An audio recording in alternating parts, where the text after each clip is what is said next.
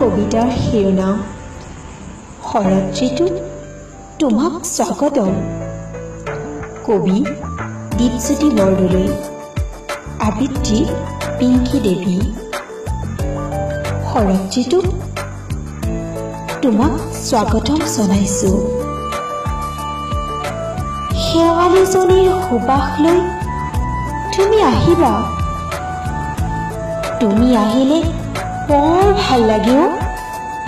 তলত সৰি থকা শেৱালিজনীয়ে হাঁহি হাঁহি পুৱাৰ ৰঙা সূৰুজক আদৰিব। নিয়ৰত তিতি থকা ঘৰচিৰিকা চৰাইজাকৰ কত যে খেলা।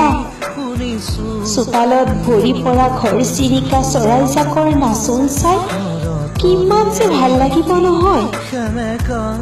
গধূলি আকাশৰ জোনটিও তুমি অহাৰ কথা কৈছে। তুমি আহিতো যাবাগৈ। কিমান যে বেয়া লাগিব। তুমি গুচি গলে কিবা যে উকা উকা লাগিব। শৰৎ ঋতুত তুমি আহিবা দেই শেৱালিজনীৰ সুবাস দিবলৈ। তুমি আকৌ আহিবা দেই। ধন্যবাদ।